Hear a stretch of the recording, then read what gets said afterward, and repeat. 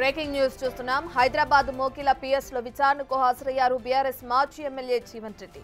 మోకిలాలో 114 ఎకరాల భూమి కబ్జా చేశారంటూ గతంలో భూ యజమానులు ఫిర్యాదు చేశారు. ఈ కేసులో సుప్రీంకోర్టును ఆశ్రయించగా ముందస్తు బెయిల్ ఇచ్చింది.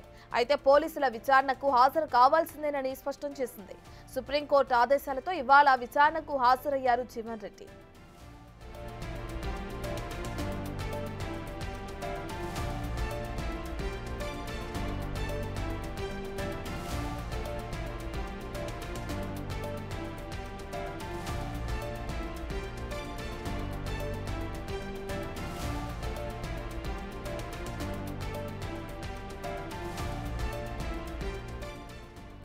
హైదరాబాద్ మోకిలా పిఎస్ లో విచారణకు హాజరయ్యారు బీఆర్ఎస్ మాజీ ఎమ్మెల్యే జీవన్ రెడ్డి.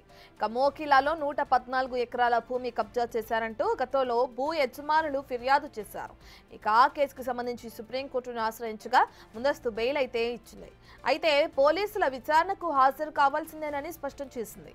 సుప్రీంకోర్టు ఆదేశాలతో ఇవాళ విచారణకు హాజరయ్యారు జీవన్ రెడ్డి.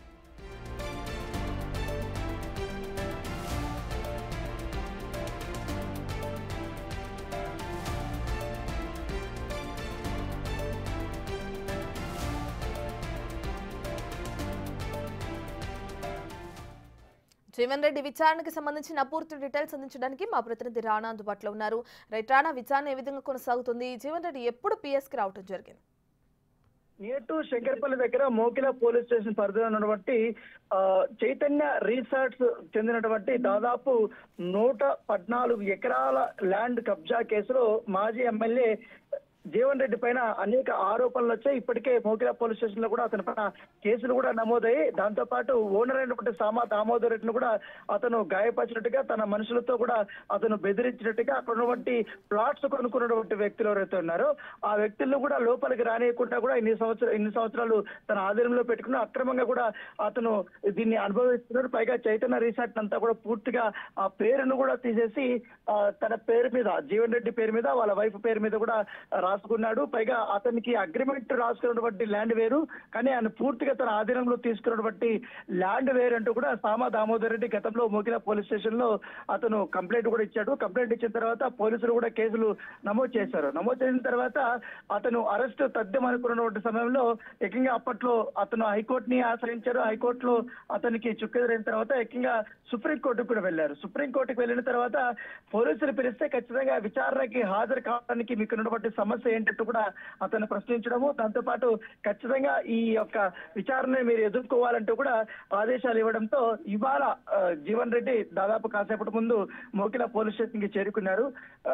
సామా దామోదర్ రెడ్డి, జీవన్ రెడ్డి మధ్య జరిగినటువంటి ఒప్పందాలు, ఎంఓయూ దేనికి సంబంధించినటువంటి అంశంలో వీళ్ళు రాసుకున్నారు. దాంతో పాటు పూర్తిగా మిగతా 114 ఎకరాలకు సంబంధించిన ల్యాండ్ అంతా కూడా మీరు ఎందుకు కబ్జా చేశారు, దాంతో పాటు ప్రహరీ గోడ కూడా అక్కడ నిర్మించారు. ఒక క్లబ్ హౌస్ పాతది ఉన్నప్పుడు కూడా వాటిని కూడా పూర్తి స్థాయిలో అక్కడ ధ్వంసం చేశారన్న దానిపైన అతని పైన ఫిర్యాదు ఉంది. దాంతో పాటు జీవన్ రెడ్డికి సంబంధించిన వైపు పేరు కూడా దీంట్లో నమోదు చేసినటువంటి నేపథ్యంలో అందరినీ కలుపుకొని ఇవాళ విచారణ చేయబోతున్నారు. జీవన్ రెడ్డి మాత్రం గతంలో సామా దామోదర్ రెడ్డికి మాకు బిజినెస్ కు సంబంధించిన అంశాల్లోనే ఈ ఒప్పందాలు జరిగాయి.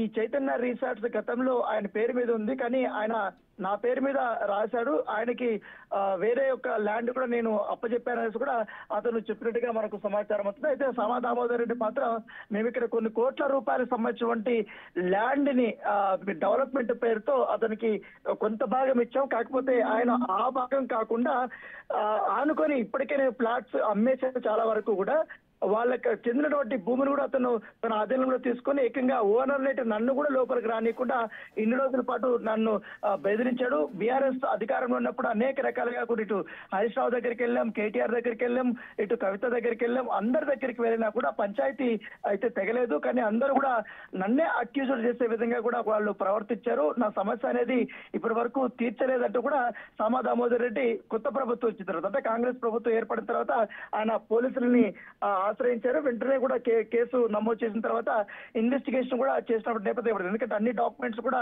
వాళ్ళు పరిశీలించిన తర్వాత కేసు అయితే నమోదు చేశారు. సో కొంతకాలం పాటు కూడా ఆయన జీవన్ రెడ్డి పరారీలో ఉన్నప్పటికీ కానీ హైకోర్టు నుంచి కొంచెం ఎగ్జామ్షన్ తీసుకున్న తర్వాత ఆయన బయటకు వచ్చారు.